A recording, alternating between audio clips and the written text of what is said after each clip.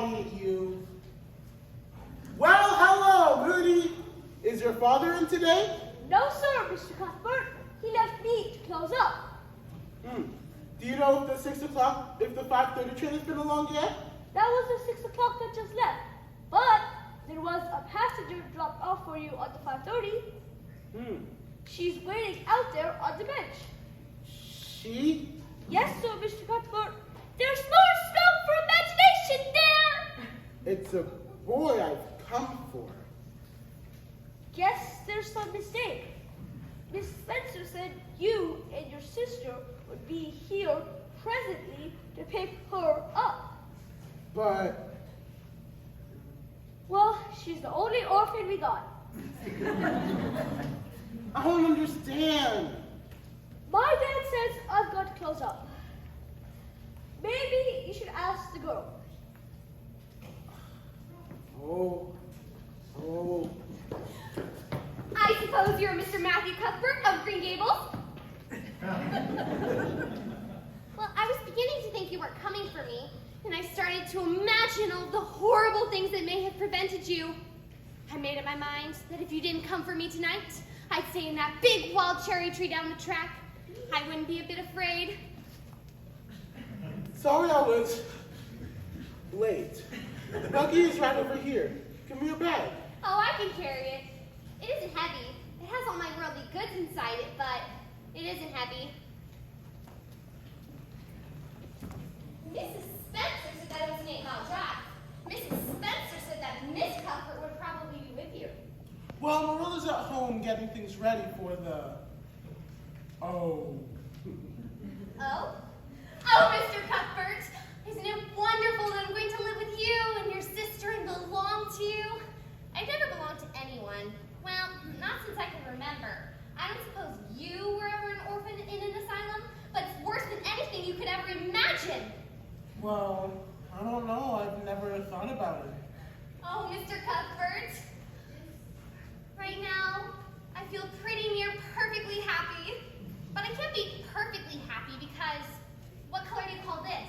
It's red, isn't it? Yes, it's red. Now you see why I can't be perfectly happy. No one with red hair could. I can imagine away my freckles and my green eyes and my skinniness, but I cannot imagine that red hair away. It'll be my lifelong sorrow. Well, Marla, I think it's a mighty risky thing you and your brother are doing. I read in the paper how a man and his wife up west of the island took a boy out of an orphan asylum and he set fire to the house. On purpose, Marilla. Wow, Rachel. And I heard of another case over in New Brunswick where an orphan asylum child put poison in the well and the entire family died of fearful agonies. Only it was a girl in that. Well, we're not getting a girl. I never dream of taking a girl to bring up. We're pretty near home now. That's Green Gables just over. Wait, don't tell me. Let me guess. I'm sure I'll guess right. That's it, isn't it? Well, now you've guessed it. Just as soon as I saw it, I felt it was home. Whoa! Well, here we are.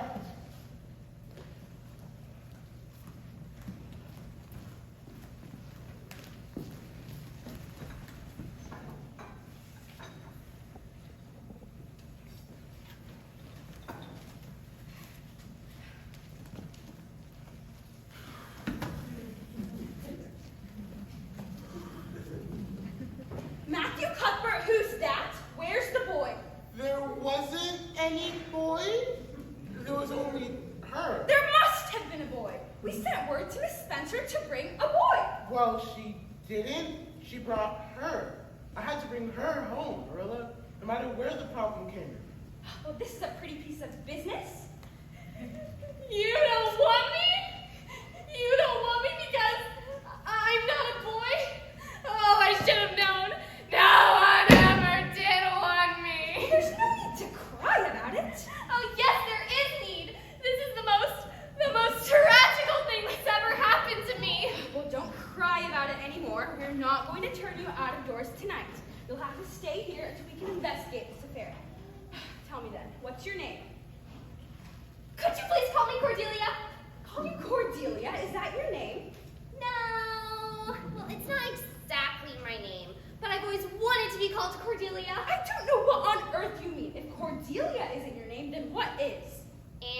Shirley. Oh, but please call me Cordelia. It can't matter too much what you call me if I'm only going to be here a little while. Fiddlesticks. Anne is a real good, plain, sensible name. Oh, if you must call me Anne, please call me Anne spelled with an E. What difference does it make how it's spelled? Oh, it makes such a difference. For one, it looks much nicer. If you won't call me Cordelia, please, please, please call me Anne with an E. Very well then, Anne with an E. Now, can you tell us how this mistake happened? Were there no boys at the asylum? Oh, yes, but Mrs. Spencer said distinctly that she wanted a girl, about 12 years old. Oh, I couldn't sleep all last night for joy. Oh, why didn't you leave me at the station? If I hadn't seen the white way of delight or the lake of shining waters, it wouldn't be so hard. What on earth is she talking about? Just a conversation we had on the road. If I was very beautiful with nut brown hair, would you keep me? No, we want a boy to help Matthew on the farm. A girl would be of no use to us. Take off your hat now and sit down to tea. Oh, I can't eat anything. I'm in the depths of despair. What on earth? A lump comes right up your throat, and you can't swallow anything. Not even if it was chocolate caramel. A what? I had chocolate caramel once 2 years ago. It was simply delicious. I hope you won't be offended that I can't eat anything. Everything smells wonderful. She must be tired. Better put her to bed. Very well then. I suppose you have a nightgown? Mm-hmm.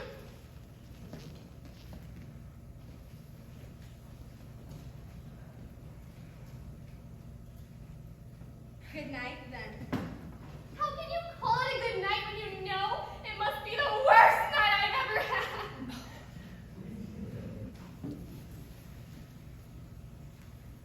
Well, this is a pretty kettle of fish. This is what comes of sending word instead of going ourselves. One of us will have to drive over and see Mrs. Spencer tomorrow, that's for certain. This girl will have to be sent back to the asylum. I suppose so. You suppose so? Don't you know it? Well, it's kind of a pity to send her back when she seems so set on staying here. Matthew Cuthbert, you don't mean to say we ought to keep her. No, we hardly ought to keep her. I should say not. What good would she be to us? We might be some good to her. Matthew Cuthbert, I believe that child has bewitched you. I can see plain as plain that you want to keep her. She could be some comfort and companionship to you. I'm not suffering for comfort and companionship, thank you. It's you who needs the help, not me. I could hire a boy to help me. I'm not going to keep her. What? Matthew?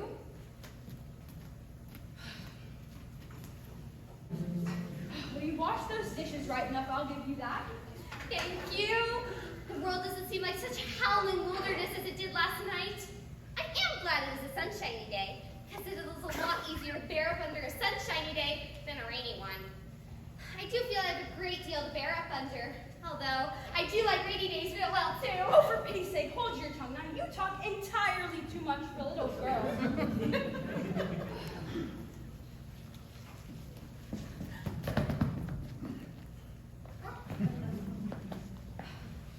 I suppose I can have the mare and buggy this afternoon?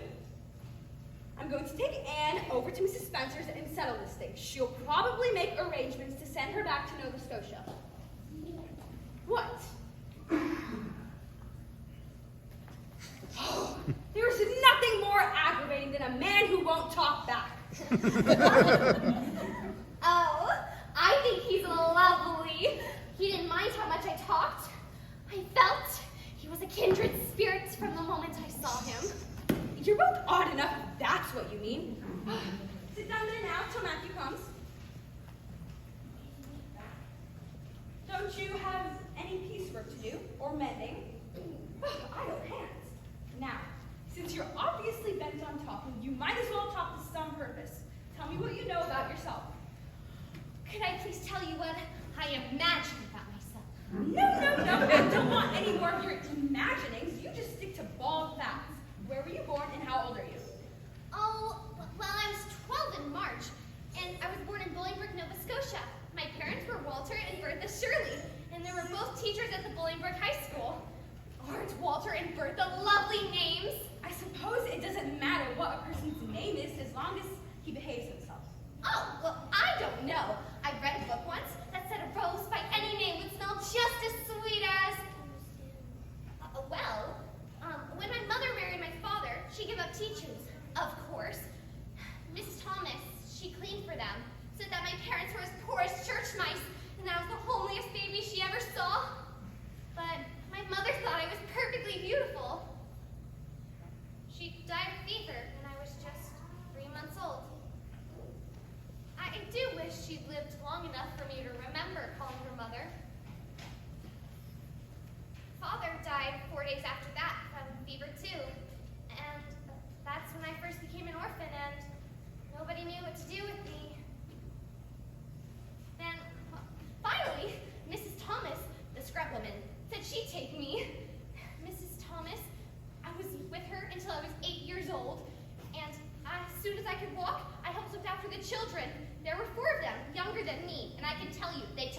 a lot of looking after. Then, Mr. Thomas died falling under a train. So Mrs. Hammond from up the river said she'd take me. Seeing as I had gotten to be so good with children, Mrs. Hammond had 8 children. Twins 3 times in succession. Now, I like babies in moderation, but twins 3 times in succession is too much. I told Mrs. Hammond so firmly when the last pair came. I should say so. Then, Mr. Hammond died. So, I went to the asylum because no one knew what to do with me. And I was there for 3 months until Mrs. Spencer came. Those women, Mrs. Thomas and Mrs. Hammond, were they good to you? I'm sure they meant to be good to me.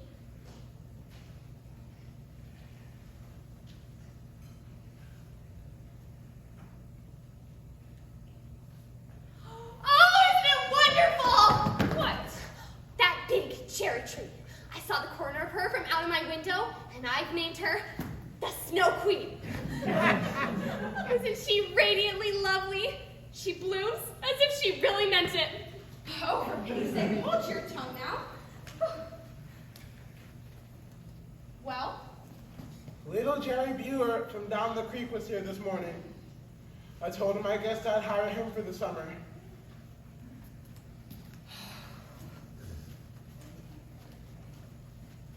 How far is it to Mrs. Spencer's place, please? About 10 miles, I guess. Good. I don't want to get there. Somehow it'll feel like the end of everything.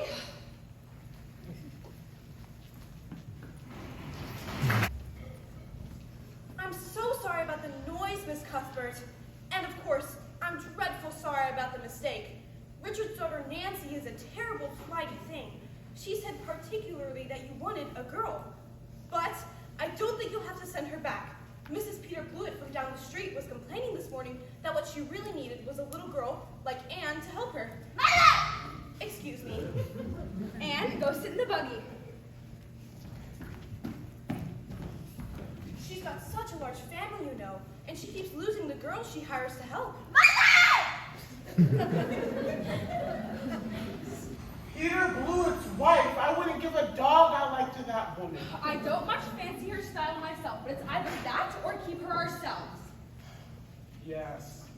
Well, I saw you prowling the lane as we drove up. I saw you beaming like an idiot when you saw that she was a thief. I've been thinking over the idea. and nothing. I said that I've been thinking.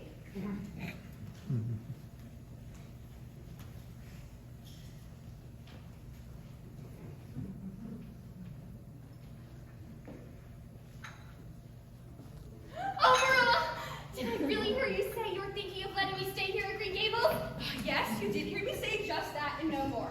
Now, Anne, you might decide to let Mrs. Blewett take you. It's obvious she needs you. I certainly don't. Now, Anne, last night you threw your clothes all about the floor. I haven't any use at all for little girls who aren't neat. Well, I was so harrowed up inside my mind last night. I thought I forgot to fold the clothes, but I'll fold them nicely tonight. You'll have to remember a little better if you do want to stay here. Good night, then. Oh, it is a good night. Matthew Cuthbert? It's about time somebody adopted that child and taught her something. She's next door to a perfect heathen. It seems sort of a duty. I dare say that I'll make a terrible mess of it, but I'll do my best. Mind you're not to go interfering with my methods. Maybe an old maid doesn't know much about raising a child, but she sure does know more than an old bachelor. When I fail, it'll be time enough to put your oar in.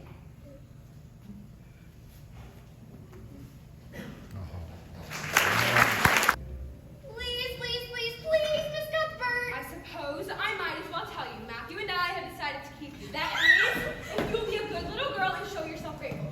My child, whatever is the matter? Ow! I'm crying.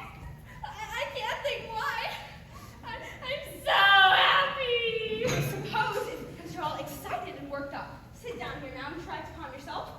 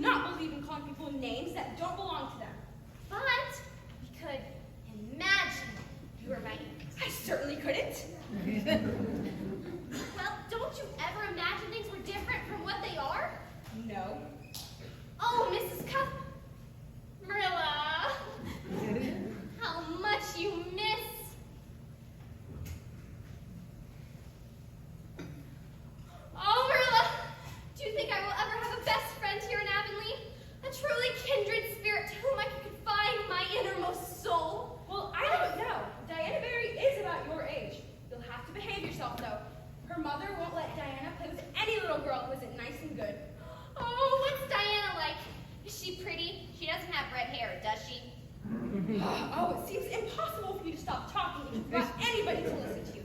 Go up to your room now. Oh, now I can imagine. This is a couch with silk cushions, and I'm reclining on it ever so gracefully. I can see my reflection in that big mirror hanging on the wall. My name is Lady Cordelia Fitzgerald. And my skin is ivory, and my hair is black as midnight. No, it isn't. I can't make that seem real. You're just Anne of Green Gables. But it's a million times nicer to be Anne of Green Gables than Anne of nowhere in particular. Oh, that must be Diana's house. Hello, Diana. I hope you'll be my best friend. Hello, I'm Anne of Green Gables.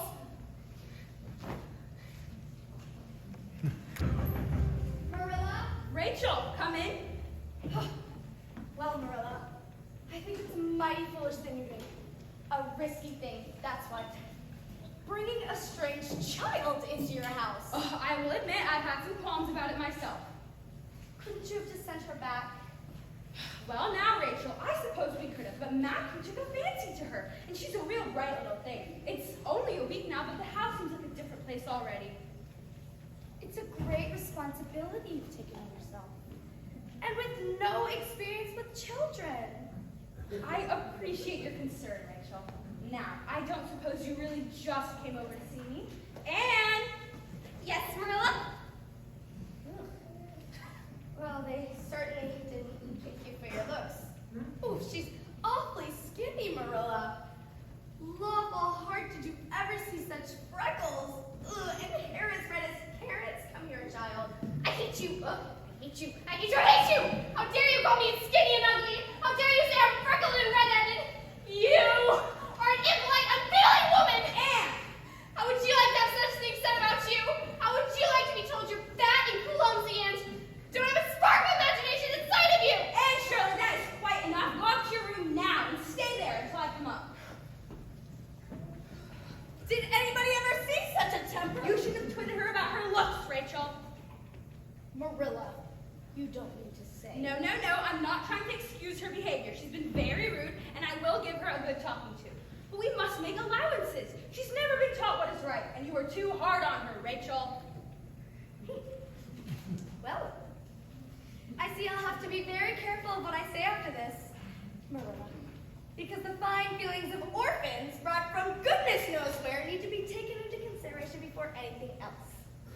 You'll take my advice, which I suppose you won't do. You'll give her that talking to with a fair-sized bird switch.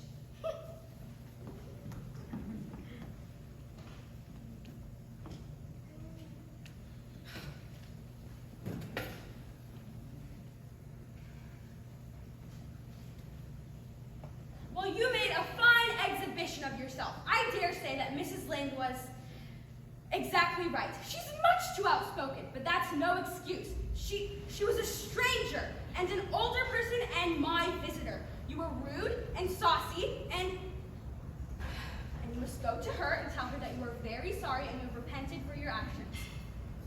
Oh, I could never do that, Marilla. You could shut me up in a dark, damp dungeon, inhabited by snakes and toads, and feed me only bread and water. But I could never ask Mrs. Lynde to forgive me. Well, you're not in the habit of shutting people up in dark, damp dungeons. But apologize to Mrs. Lynde you shall, and you will. You will stay right here in this room until you are ready to do it. I shall have to stay in here forever then. You'll have the night to think over your conduct and come to a better frame of mind.